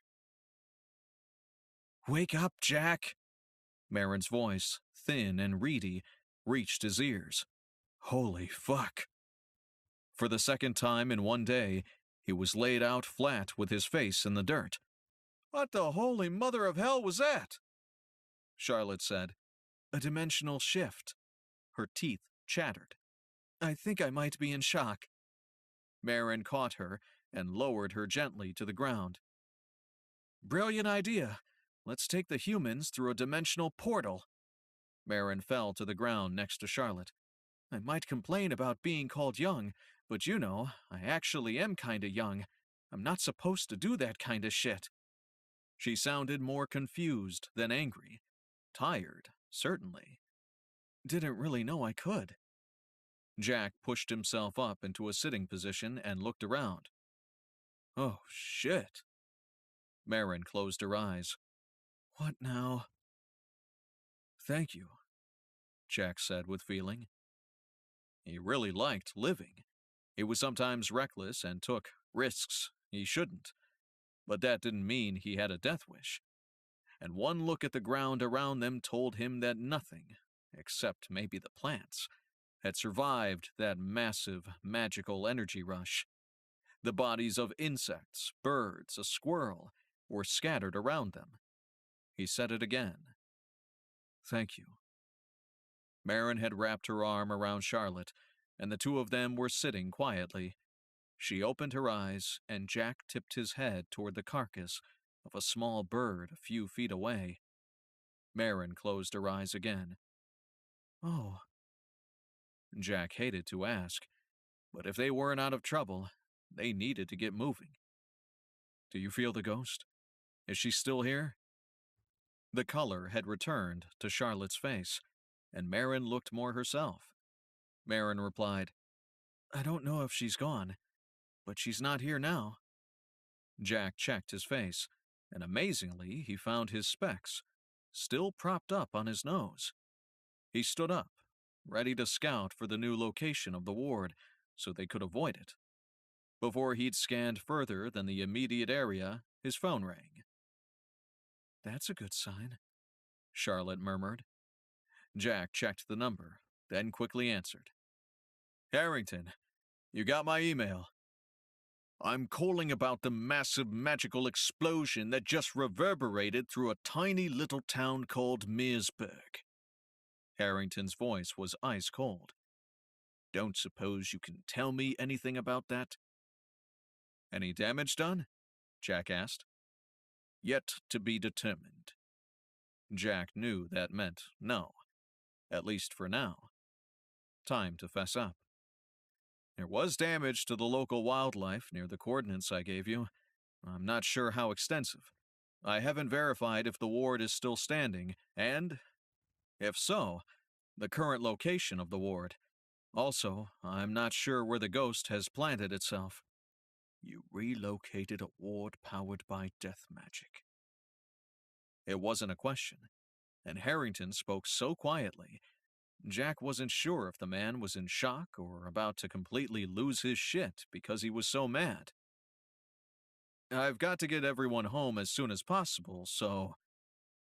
Jack hoped he could at least get off the phone and do some assessment before the shit completely hit the fan. There's an IPPC subcontractor on the way from New Orleans, estimated arrival in an hour. Get your client home and my guy will call if he has any questions. Harrington paused, and when he spoke again, his voice was frigid. You will answer your phone. Will do. Jack ended the call before any talk of payment, favors, or other unpleasant consequences were mentioned. Once he hung up, he did the math. That bastard. He called his guy as soon as he got off the phone with me earlier today. Sorry? Charlotte was on her feet and looked ready to go. Not important. There's a cleanup crew on the way to defuse the ward, if there's still a ward. So we're good to leave and get you home. The walk back to the cars was uneventful, thank God, because all three of them were exhausted. Jack was so tired even the thought of snakes didn't faze him as he waded through knee-high grass. Charlotte asked if Marin could drive her car, and she called her husband on the way home. So when the two vehicles pulled into the Sneed's Drive, Calvin and his son were both waiting. Effusive hugs and some tears were shared by all three family members. Jack waited just long enough for Calvin to remember he owed them a check. He handed Jack an envelope and pumped his hand enthusiastically. Just as he and Marin were about to slip away, Charlotte pulled them both aside. If you'll head south out of town, you'll be driving in the right direction to hit a healer I know. When I get into the house, I'll text you his address." Jack drew a breath, intent on protesting. "No, she's right, Jack." Marin peered at him. "It's either that or we have to stop off at the hospital. You may not be feeling it, but there's a head injury hiding under the effects of all that witch juice you drank." "It's late." Charlotte pulled him into a hug. "It's fine. He owes me a favor." Stepping away, Jack looked a little to the side of Charlotte's right ear and said, "Thanks. I appreciate it." Jack didn't argue when Marin took the keys from him and pulled him toward their car. Marin waved a farewell to Charlotte and opened the door for Jack. "In." It only took them about 40 minutes to reach the healer's house, but it seemed like forever to Jack. He was exhausted but couldn't sleep, possibly a result of the potion, and he hurt, but in a muted way that he knew wasn't natural. Hopefully his brain hadn't been bleeding this entire time. And on that happy thought, Marin pulled him into the healer's circular drive. "Hey, how you doing?" Marin poked him in the arm. "Jesus, stop already, I'm awake." Jack opened the door to get out and found that a young man, maybe mid-20s with tats and chin-length hair, was waiting on his porch for them. He had a beer in one hand. The kid put his beer on the ground and said, "Hey, I'm Kai. Have a seat on the porch, and I'll take a look at you." It didn't take long for Kai to establish that, no, Jack's brain wasn't bleeding. Yes, he had a concussion. And sure, he'd be fine to skip the doctor's office after Kai was done with him. "But you really need to get some rest, man." Kai lifted his beer in a toast. Jack reached out a hand.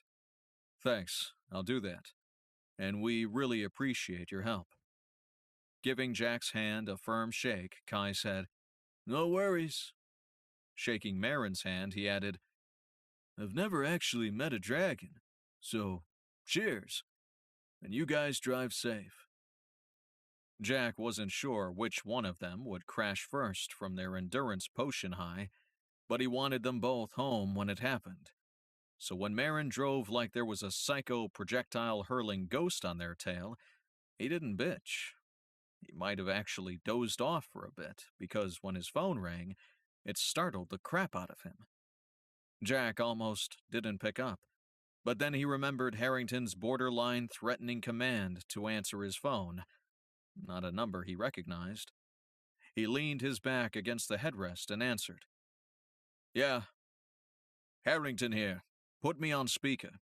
I have information you'll both want to hear." Jack flipped his speaker on. "We're both here." "The cleanup crew found a journal in the debris. It was relatively intact inside an oilskin in the back of a dresser." Harrington cleared his throat. "The woman who lived in the cabin was insane long before she died. The bones you found belonged to Mary Elizabeth Potter. She was the owner of the home and a spellcaster." Marin said, "Any ideas as to why she set the ward?"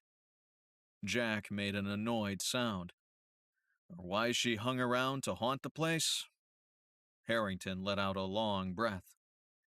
"We can't tell from the journal that her husband left, and it wasn't long after that she discovered she had syphilis. Certainly a possible cause of her insanity.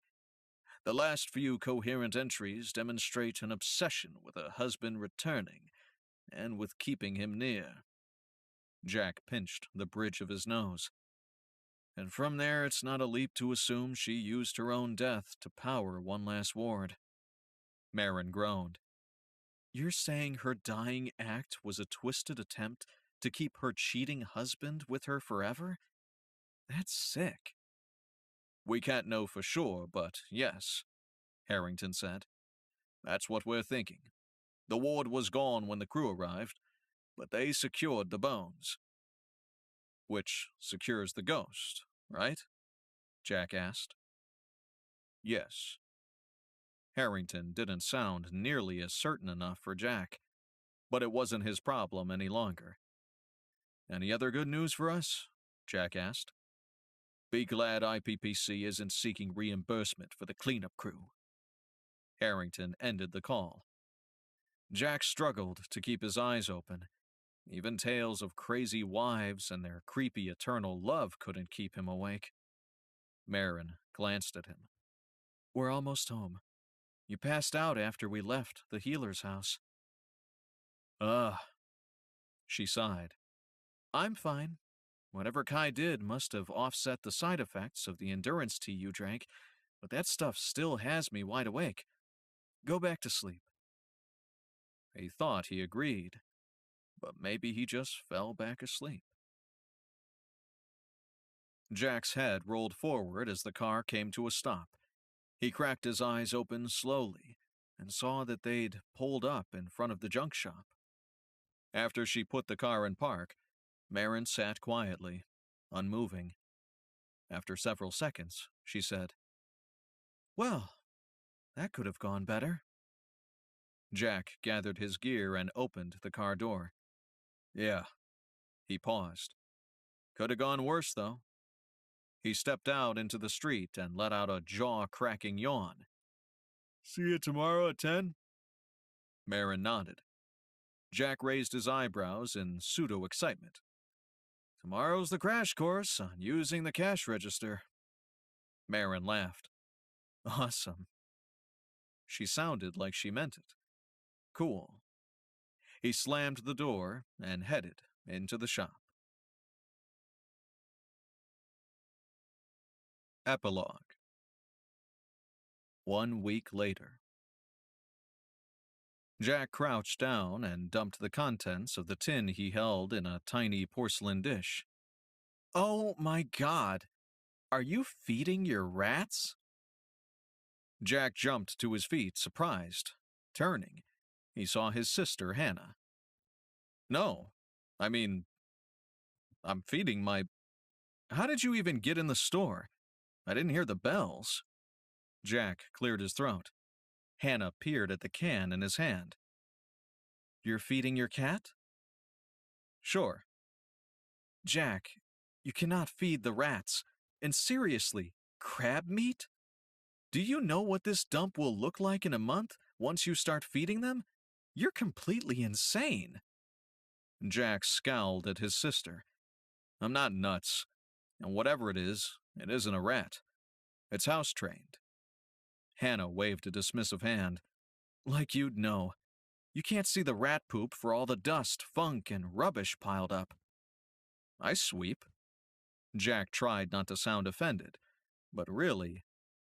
And I'm telling you, whatever Fuzzball is, he sheds and doesn't leave any crap on the floors. That's not a rat. Ugh, you're impossible, and this place is disgusting, but that's not why I'm here. Hannah straightened the cuff of her shirt. You need to get a real job. I have a real job. Oh, I see that you have a new job. It's not bad enough that you run a store filled with rubbish, but now this. Hannah pointed to the shiny new sign that ran along the bottom of the display window. Passers-by could now see that the junk shop was also home to Spirelli Paranormal Investigations. That's right. He was legit. Completely out in the open, listed in the yellow pages, searchable online, with a sign on his store. And now the final step had been achieved. He'd been officially outed to his family. If his sister knew, and so did everyone else in his family, they'd be so proud. You're basically advertising yourself as a fraud, or a fruitcake, and you're doing it using the family name. What in the world are you thinking, Jack? Hannah's brow crinkled with worry. Let the paranormal investigating begin. The end. This has been Spirelli Paranormal Investigations, Episode 1, written by Kate Beret, narrated by Roberto Scarlato. Copyright 2015 by Catherine G. Cobb. Production copyright 2017 by Catherine G. Cobb.